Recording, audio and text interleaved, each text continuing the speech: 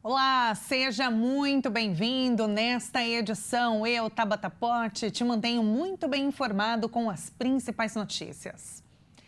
A licitação que prevê um gasto de mais de R$500 milhão apenas com um café da manhã, destinado exclusivamente aos deputados estaduais de Mato Grosso do Sul, revoltou a população. O valor poderia custear diversas outras demandas consideradas mais urgentes para o Estado. A previsão de um gasto de até R$618 mil com cafés da manhã e serviços de alimentação pela Assembleia Legislativa aqui de Mato Grosso do Sul tem gerado questionamentos sobre o uso dos recursos públicos. O valor chamou a atenção por ocorrer em um momento de dificuldades enfrentadas por áreas consideradas prioritárias pela população. Hospitais estão relatando limitações financeiras, unidades de saúde recebem reclamações por demora no atendimento e municípios que seguem cobrando mais investimentos em serviços essenciais. A contratação está prevista dentro dos trâmites legais e deve atender eventos oficiais e também atividades administrativas da Casa de Leis. Mas especialistas em gestão pública, eles destacam que a legalidade de uma despesa não impede o debate sobre a sua prioridade. Para muitos contribuintes, a pergunta é inevitável. É razoável destinar mais de R$500 milhão para alimentação de autoridades e eventos internos, enquanto faltam recursos em setores básicos? O montante poderia ser direcionado para ações como compra de equipamentos para a saúde, reformas em escolas e até ampliação de programas sociais. Essa repercussão reacendeu a discussão sobre os limites dos gastos de representação no setor público e a necessidade de transparência na aplicação dos recursos. Enquanto a Assembleia Legislativa defende que a contratação atende às necessidades administrativas e eventos oficiais, a sociedade acompanha o caso e cobra que cada real arrecadado dos contribuintes seja aplicado de forma eficiente e alinhada às necessidades da população. O Ministério Público do Ceará pagou R$44 mil em diárias para promotores irem ao torneio mundial, a Copa do Mundo. Segundo o órgão, a viagem tem caráter institucional e técnico. 3 promotores de justiça do Ministério Público do Ceará obtiveram autorização para acompanharem de perto a Copa do Mundo deste ano, nos Estados Unidos, no Canadá e no México. Eles receberam diárias e ajuda de custo que passaram de R$44 mil. Segundo o Ministério Público, o valor da diária corresponde ao ressarcimento com alimentação, hospedagem e locomoção em decorrência do desempenho eventual de atividade funcional ou institucional. Ainda de acordo com o órgão cearense, passagens aéreas e ingressos para os jogos serão custeados pelos próprios promotores. No Diário Oficial da União, foi postado o pagamento de 6 diárias e ajuda de custo. A justificativa é que os promotores foram autorizados a atuarem como observadores da Copa do Mundo deste ano, visando ao acompanhamento de protocolos de segurança, gestão operacional e organização de eventos de grande porte, com vistas à futura aplicação no contexto da Copa do Mundo Feminina de 2027, que acontecerá no Brasil. Os promotores devem visitar departamentos de polícias dos países sede da Copa para conhecer protocolos de segurança, estratégias de prevenção à violência e modelos de atuação integrada empregados em grandes eventos internacionais. Eles integram o núcleo do Desporto e Defesa do Torcedor, um órgão do Ministério Público do Ceará com um papel estratégico de articulação, acompanhamento, fiscalização e mediação, atuando de forma integrada com órgãos de segurança pública, entidades esportivas, administrações públicas e demais operadores envolvidos na logística dos eventos esportivos. As experiências observadas devem servir de subsídio para o planejamento e aperfeiçoamento das ações realizadas à realização da Copa do Mundo Feminina da FIFA de 2027. Fortaleza será uma das cidades sede. E ainda falando de Copa do Mundo, muita gente ganhou dinheiro falsificando camisas. E não foram poucas, como provaram as autoridades policiais da Inglaterra. Autoridades do Reino Unido intensificaram o combate ao comércio de camisas falsificadas de seleções nacionais. Desde janeiro, mais de 1.000 uniformes irregulares foram apreendidos pelas forças de segurança britânicas. E a expectativa é que milhares de outras peças sejam retiradas de circulação nas próximas semanas. As operações identificaram camisas falsificadas de diversas seleções, entre elas Inglaterra, Escócia, Alemanha, Espanha e Bélgica. As apreensões foram realizadas em aeroportos, centros de distribuição e pontos de entrada de mercadorias no país. Segundo as autoridades, o comércio desses produtos vai além da violação de marca e direitos autorais. Investigadores afirmam que a venda está ligada a organizações criminosas envolvidas em tráfico de drogas, exploração de mão de obra e outros crimes. O problema também tem chamado a atenção no Brasil. Segundo a Receita Federal, quase 1 milhão de camisas falsas de clubes e seleções foram apreendidas nos últimos 3 meses. As ações de fiscalização foram reforçadas com a proximidade da Copa do Mundo e identificaram mercadorias irregulares em depósitos, transportadoras e pontos de venda. Além dos prejuízos às marcas e do possível financiamento ao crime organizado, autoridades alertam para os riscos ao consumidor. Algumas das peças apreendidas no Reino Unido continham substâncias químicas proibidas pela legislação local. Especialistas recomendam que as compras sejam feitas em canais oficiais e que os consumidores desconfiem de ofertas com preços muito abaixo dos valores praticados no mercado. O Brasil tem atualmente quase 500 mil motoqueiros que trabalham para aplicativos de entrega. E como as eleições estão chegando, eles decidiram unir forças para pressionar os políticos para garantir melhores condições de trabalho. Afinal de contas, eles também votam. João Paulo Teixeira faz manobras em zigue-zague entre os carros para entregar comida no centro do Rio de Janeiro. O jovem de 20 anos faz parte da crescente categoria de entregadores, cada vez mais mobilizada por seus direitos. Atualmente eu faço entrega porque é minha única fonte de renda. Você está de folga, mas você continua pensando no que você poderia estar fazendo. João trabalha mais de 10 horas por dia, 6 dias por semana, para ganhar de R$ 700 a R$ 1.000 por semana. O valor supera com folga o salário mínimo de R$ 1.600 por mês, em um contexto de desemprego baixo, mas com a maior parte da força de trabalho atuando na informalidade. Os trabalhadores de entregas têm se unido em busca de melhores condições e estão na mira dos candidatos a poucos meses das eleições de outubro. Quem dá voto para político é a população.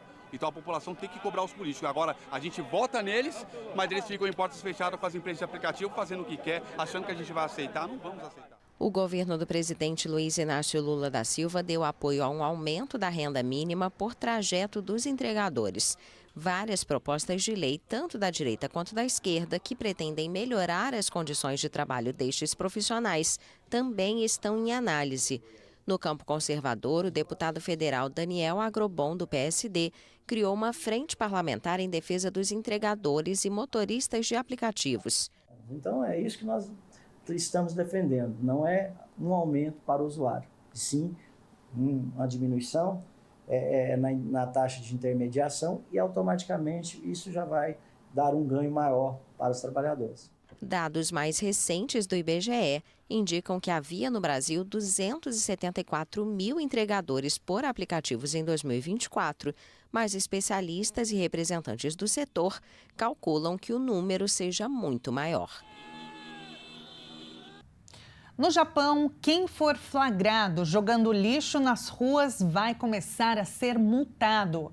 A medida visa diminuir a quantidade de resíduos que vem aumentando por conta do crescimento do turismo no país. Só no ano passado, o Japão recebeu mais de 40 milhões de visitantes. Tóquio é a capital do Japão e tem mais de 37 milhões de habitantes. E um dos pontos turísticos mais procurados pelos visitantes é Shibuya. O bairro é conhecido por concentrar um forte comércio e entretenimento. De acordo com as autoridades, o crescimento do lixo deixado nas ruas se deve aos turistas estrangeiros e outras pessoas que circulam pela região.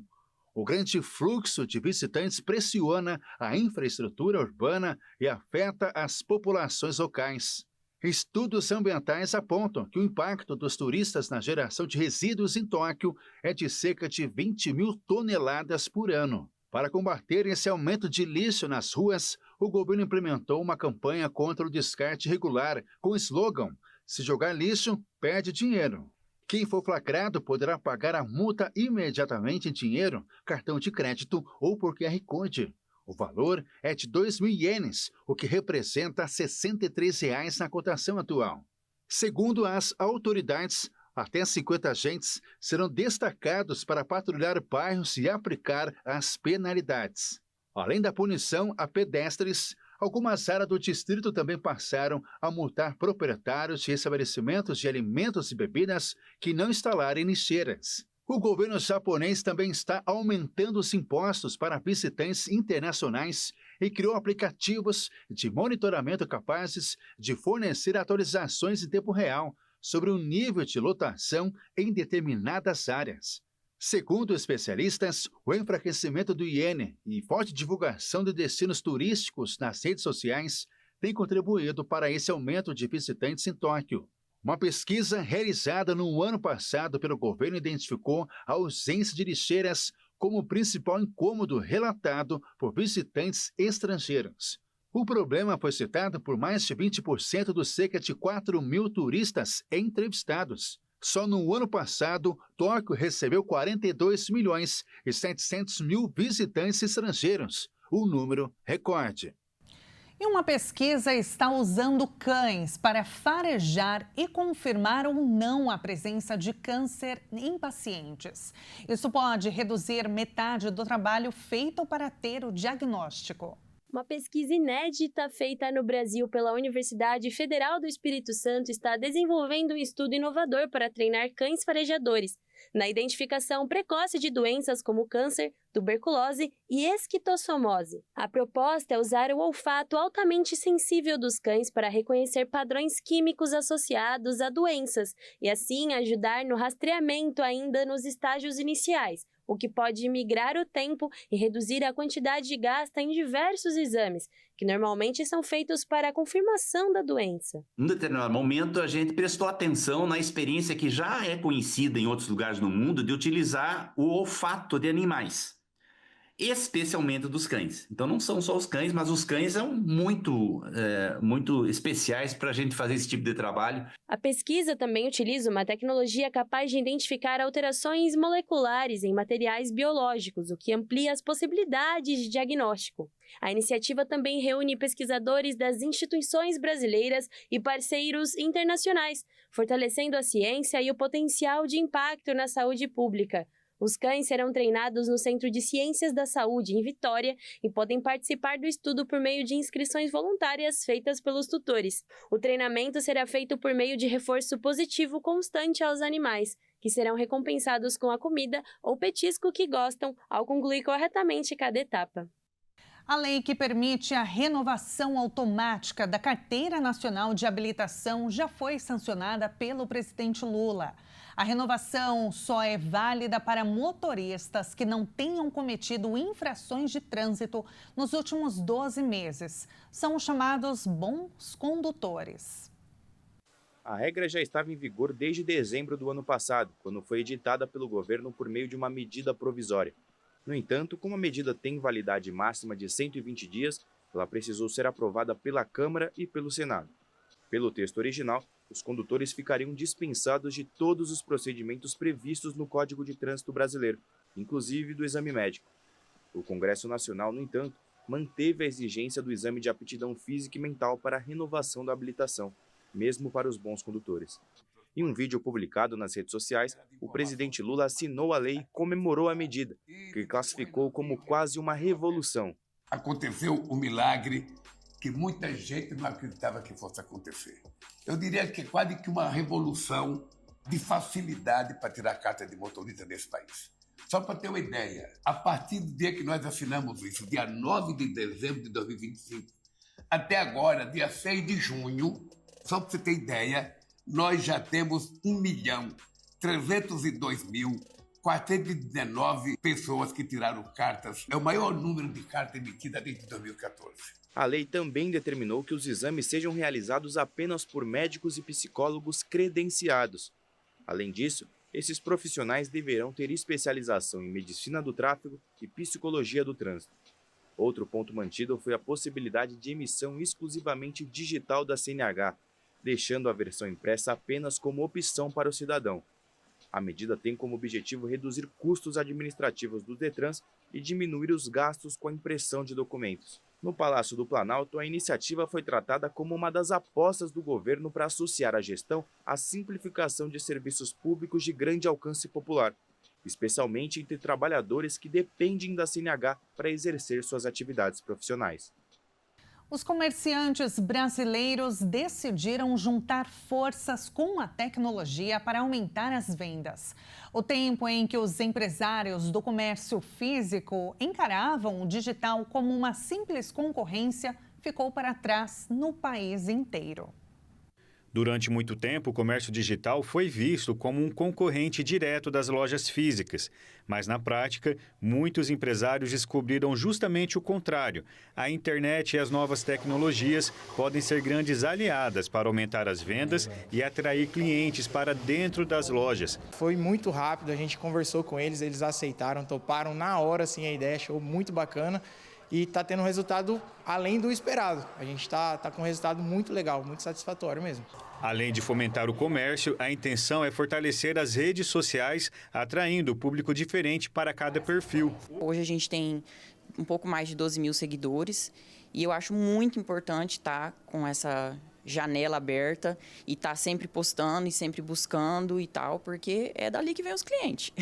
Com a Priscila, o caminho foi inverso. Ela iniciou o empreendimento de forma 100% online e, com a demanda crescendo, também passou ao atendimento físico, unindo os dois públicos. Tem 3 meses que eu estou com a loja física, então eu já fazia essa movimentação no online, através do site, através do catálogo online e tem um grande diferencial o online e o físico. A estratégia vai além das curtidas. O alcance nas redes sociais aumenta, novos consumidores conhecem as lojas e o movimento no comércio físico também cresce. É a tecnologia sendo usada como ponte entre o ambiente digital e a experiência presencial. Essa conexão entre o digital e o ambiente físico tem se tornado cada vez mais forte. Hoje o consumidor descobre uma loja na internet, pesquisa nas redes sociais preços e a opinião de quem já comprou e só depois vão até o empreendimento para finalizar a compra. Ou seja, estar no ambiente digital deixou de ser uma opção e passou a ser uma necessidade para quem quer crescer. Para o comerciante é sempre importante lembrar, a internet é uma extensão do relacionamento, né? Da possibilidade, da oportunidade, e ela não vem para competir, ela vem para oportunizar. E o que serve para o offline serve para as mídias sociais. E se a internet tem sido ferramenta fundamental para o comércio, o uso da tecnologia também tem se tornado alternativa de negócio ou de complemento de renda, como os produtos fruto da impressão 3D. Eu acho muito importante essa tecnologia nova, que por mais que já tenha algum tempo, ela é recente. Hoje eu trabalho numa empresa e ela complementa a minha renda na parte do segundo turno, né? E entre as tecnologias, as ferramentas de inteligência artificial também começam a ganhar espaço no comércio local.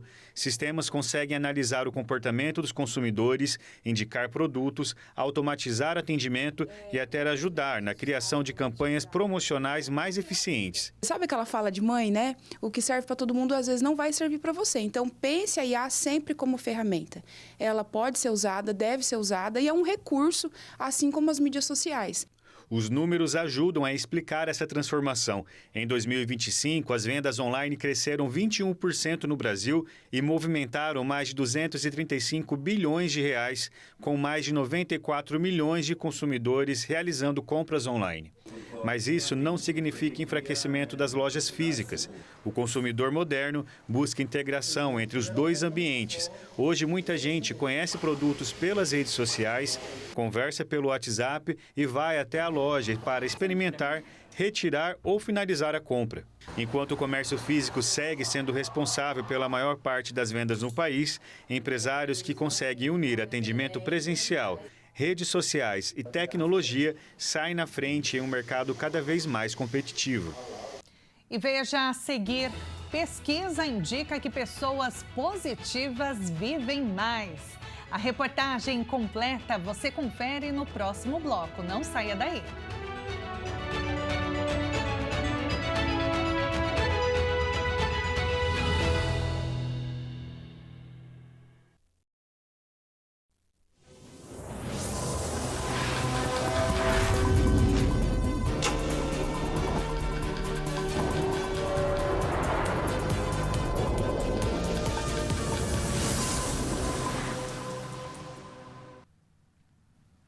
E nós estamos de volta com a edição de domingo. Seja muito bem-vindo mais uma vez. A população em situação de rua mais que dobrou no Rio Grande do Sul nos últimos 5 anos. Um levantamento da Universidade Federal de Minas Gerais mostrou que o estado tem hoje mais de 17 mil pessoas vivendo nas ruas, ocupando a 6ª posição no ranking nacional. O número de pessoas em situação de rua no Rio Grande do Sul chegou a 17.574 em maio deste ano. Os dados são da Universidade Federal de Minas Gerais e têm como base os registros do Cadastro Único do Governo Federal. Em comparação com 2021, quando eram um pouco mais de 7 mil pessoas, o aumento foi de 142%. O crescimento acompanha uma tendência observada em todo o país. Hoje, quase 389 mil brasileiros estão registrados como moradores de rua. O número é 145% maior do que o registrado há 5 anos. O levantamento aponta ainda que o Rio Grande do Sul tem o 6º maior contingente de pessoas vivendo nas ruas, entre todos os estados brasileiros, ficando atrás apenas de São Paulo, Rio de Janeiro, Minas Gerais, Paraná e Bahia. Porto Alegre ocupa a 8ª posição entre as capitais com mais pessoas em situação de rua, embora seja apenas a 12ª cidade mais populosa do país. Os pesquisadores apontam que esse aumento não tem uma única explicação. Parte do crescimento está ligada à ampliação dos cadastros sociais, que passaram a identificar pessoas que antes não apareciam nas estatísticas. Mas o estudo destaca ainda impactos econômicos deixados pela pandemia e, mais recentemente, os deslocamentos provocados por eventos climáticos extremos. O estudo classifica a situação gaúcha como crítica e alerta para a necessidade de ampliação das políticas públicas voltadas à população vulnerável.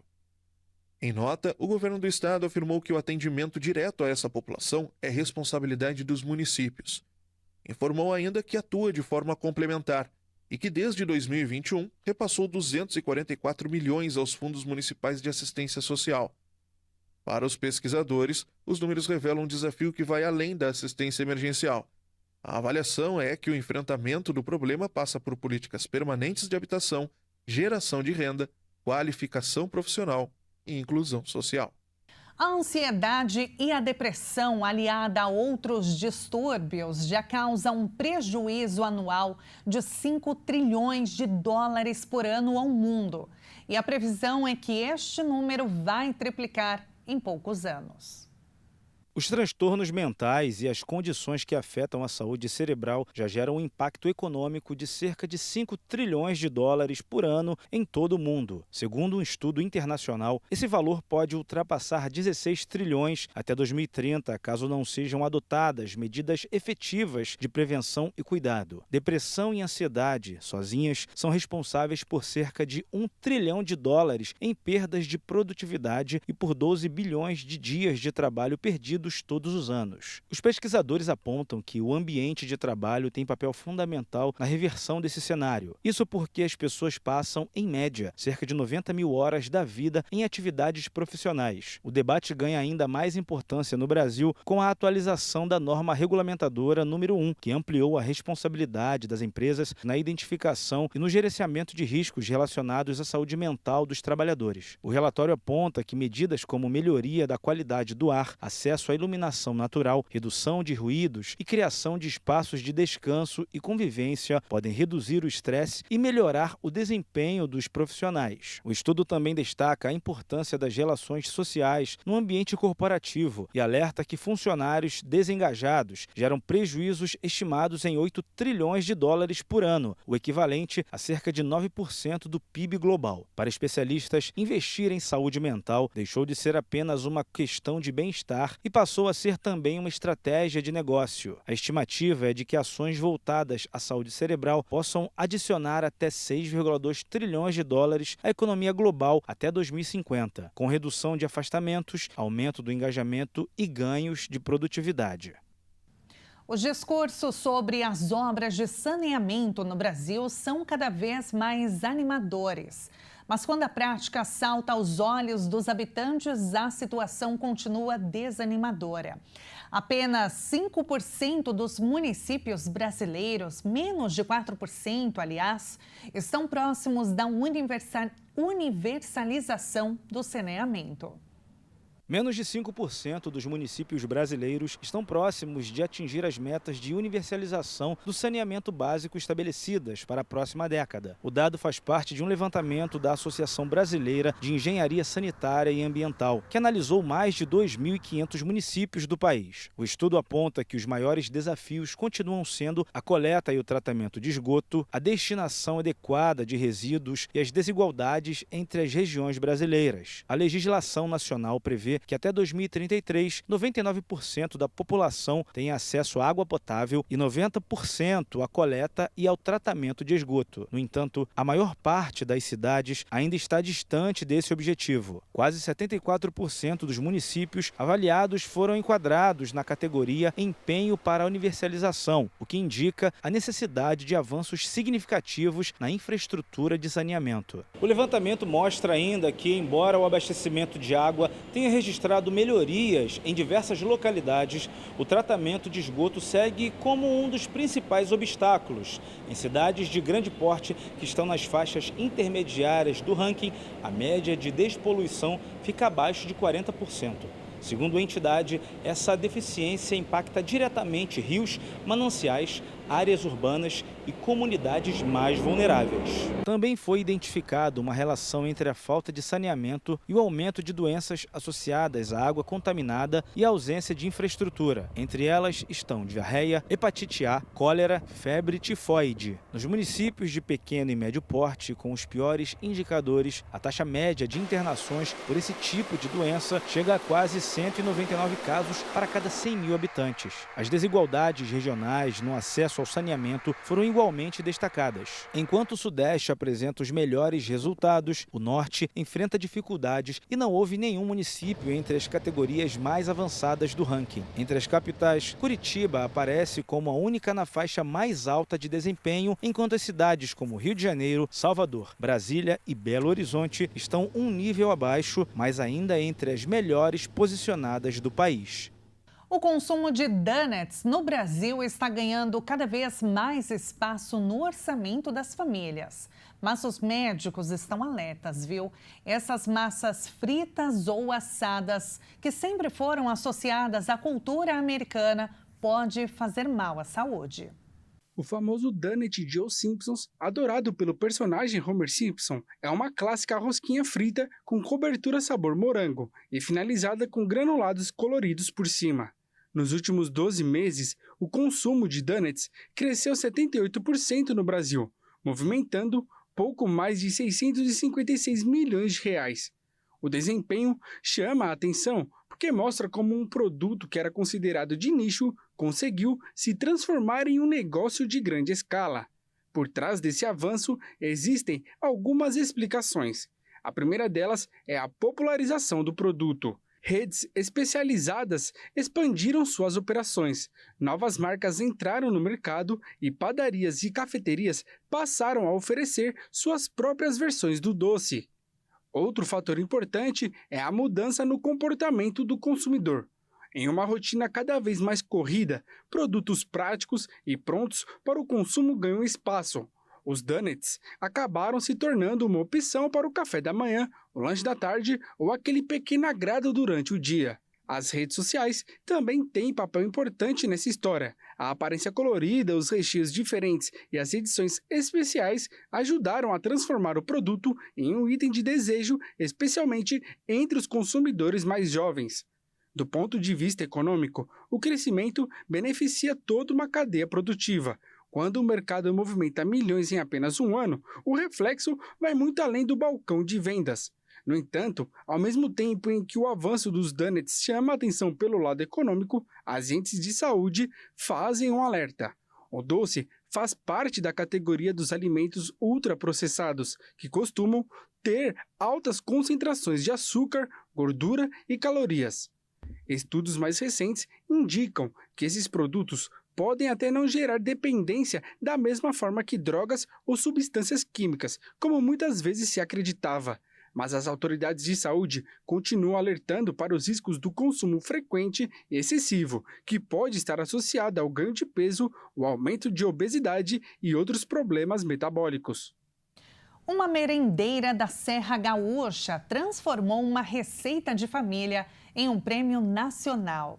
O prato ficou entre os vencedores de um concurso que valoriza a alimentação escolar.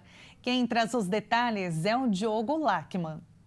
O que para muitos alunos é apenas a refeição servida no intervalo, para a merendeira Eva Dagmar da Rosa representa anos de dedicação dentro da cozinha da Escola Municipal Érico Veríssimo, em Caxias do Sul, na Serra Gaúcha. Foi com um refogado de feijão com legumes, inspirado em lembranças da infância e em uma receita que faz parte da história da família, que ela conquistou o concurso de melhores receitas da alimentação escolar, promovido pelo Fundo Nacional de Desenvolvimento da Educação.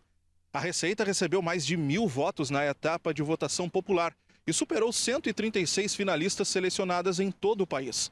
O concurso avalia pratos que unem valor nutricional, criatividade e incentivo a hábitos alimentares saudáveis entre os estudantes.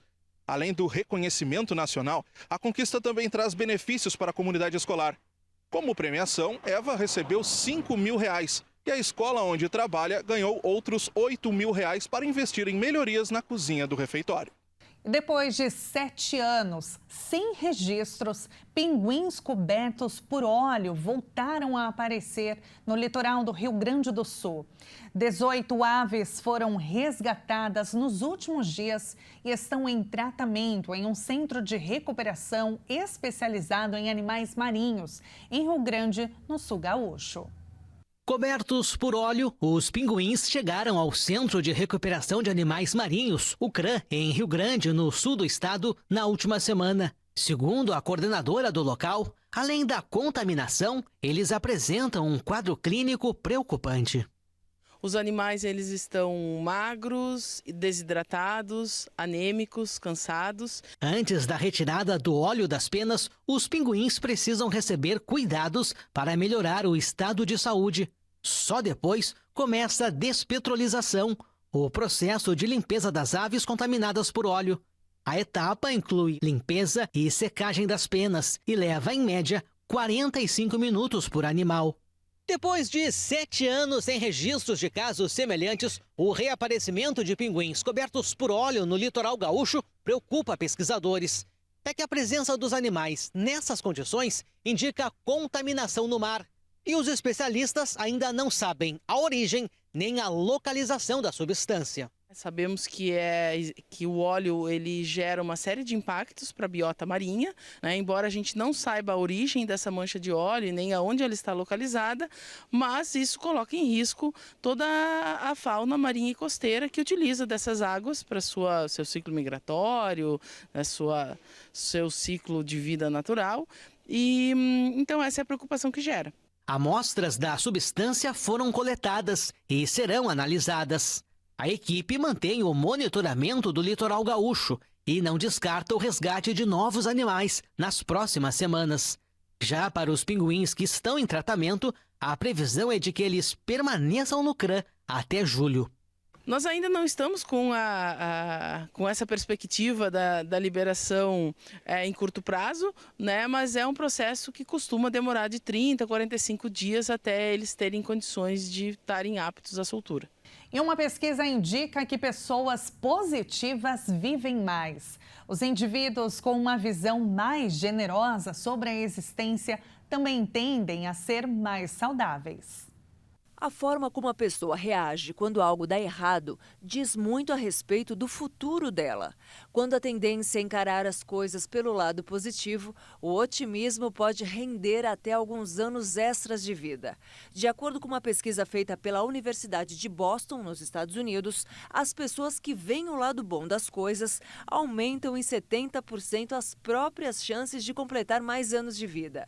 O estudo foi publicado na revista Proceedings, da Academia Nacional de Ciências. Os cientistas analisaram cerca de 70 mil mulheres de 58 a 86 anos e mais de 1.400 homens com idades entre 41 e 90 anos. Ao longo da pesquisa, os participantes responderam questionários a respeito de sua visão de vida, positiva ou negativa. O resultado mostrou que pensar positivo é especialmente benéfico. Para as mulheres, a expectativa de vida aumentou em cerca de 15%. E para os homens, essa porcentagem foi de 11%. Além de terem mais longevidade, otimistas vivem melhor. Pessoas positivas foram menos propensas a ter diabetes tipo 2 e depressão. Uma explicação para a longevidade dos bem-humorados, segundo os pesquisadores, pode ser a forma como eles lidam com o estresse. Encarar o problema de forma mais leve limitaria os efeitos das preocupações na saúde física, favorecendo alguns anos a mais. Pessoas positivas teriam ainda maior probabilidade de estabelecer metas e acreditar que realmente serão bem-sucedidas. Isso estimularia comportamentos saudáveis, como alimentar-se bem e praticar exercícios físicos regularmente.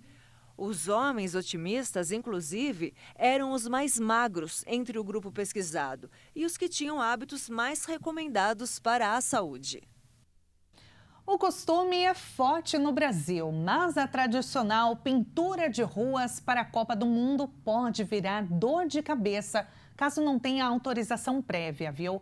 A prática pode ser considerada infração em diversas cidades. A chegada da Copa do Mundo traz consigo a característica de mexer com os brasileiros, que expressam a sua paixão não só na torcida, como também na decoração das ruas. Os centros urbanos ficam abarrotados de bandeiras e faixas de torcida, e as vias são pintadas de verde e amarelo. No entanto, há algumas regras que devem ser seguidas antes de decorar as cidades. Embora o costume de colorir o asfalto com verde e amarelo seja forte, realizar a intervenção sem autorização prévia é considerado infração em diversas cidades.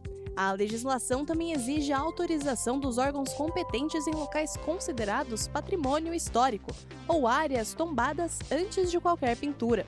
Além disso, cada município possui regras próprias, tornando obrigatório consultar a prefeitura local para evitar multas e custos com a remoção da tinta.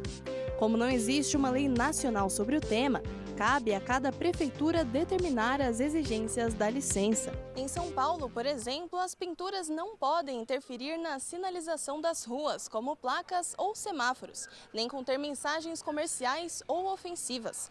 Além disso, qualquer evento que possa perturbar a circulação de veículos e pedestres precisa de autorização dos órgãos competentes com 30 dias de antecedência. Um caso recente acendeu um alerta sobre os limites dessas decorações no Distrito Federal. Um grupo de 40 moradores de um condomínio se reuniu para pintar uma rua para a Copa do Mundo. No entanto, os preparativos para o evento foram notificados pela administração local e foi aplicada uma multa de R$ 330 por alteração estética em área comum. O regimento interno e o Código Civil serviram de base, sob o argumento de que a tinta na rua dificultava a limpeza. O caso confirma a necessidade de buscar aval prévio dos órgãos responsáveis, seja da prefeitura ou de condomínios. Para descobrir as normas da sua região, acesse a página oficial da prefeitura da cidade desejada e procure pela aba de serviços ou de atendimento para iniciar a sua pesquisa. Em seguida, digite termos como pintura de ruas, Copa 2026, autorização ou decoração. Caso não encontre nenhum resultado digital, ligue diretamente para a central de atendimento telefônico da administração municipal para tirar as dúvidas. E se você quiser rever esta edição, é só acessar o nosso canal no YouTube, Jornalismo Hit TV. Muito obrigada pela sua companhia e até a próxima.